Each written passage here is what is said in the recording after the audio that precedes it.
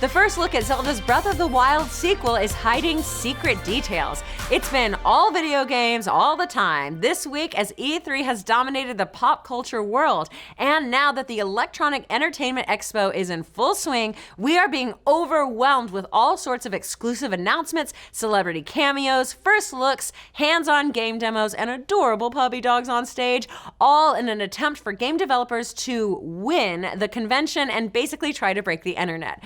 While it's safe to say that Keanu Reeves easily earned that honor with his appearance at the Cyberpunk 2077 announcement, is really going to be breathtaking.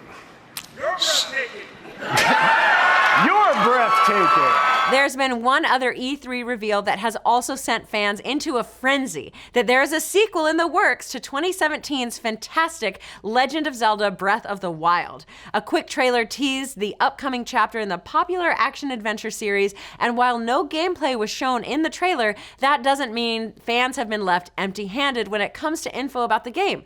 Turns out there were plenty of hidden details laid out within the first look that now have Zelda fans sharpening their master sword. So, let's break them down. First up, Zelda got her hair done. While the rest of us only chop off our hair in such a dramatic way to prove that we've moved on after a breakup, there's some evidence that Zelda's new do actually points to her being a playable character. Fans took to social media to congratulate Zelda on her new coif while getting into the weeds, theorizing that her new hairstyle has a practical reason beyond showing that time has passed between games. Their point basically boils down to this. Zelda's shorter style means her hair is now easier to create animations for, which is important on a console like the Switch, which isn't as beefy compared to the processing power of its Xbox and PlayStation brethren. While you might say having Zelda be a playable character in this could add a breath of the fresh air to the franchise, the games are usually always from Link's perspective. So if this were true, this would be a huge departure for the series.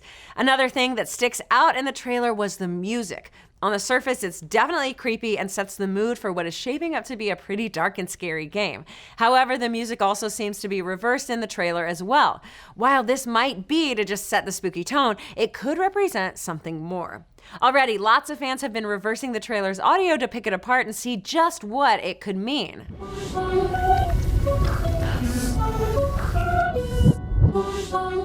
Some seem to think it's drawing musical cues from previous Legend of Zelda games.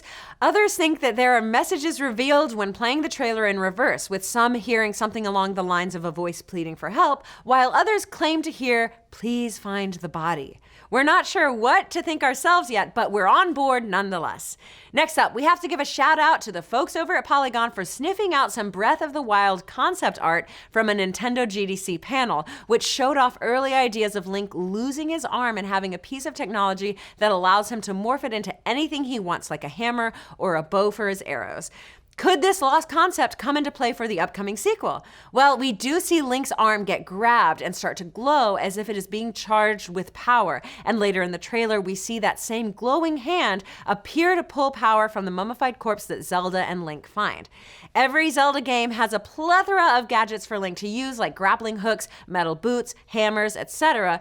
We're thinking that the hook or conceit of this sequel is that Link could be getting some sort of mystical arm that can absorb different gadgets or abilities. Having his arm morph into a bow or hammer would be a cool way to pay homage to the past while going in a new direction for the series. This leads us to our next big question: who is going to be the big bad in this game? In the trailer, we see the aforementioned mummified creature, most likely a Gerudo on account of the accessories and red hair.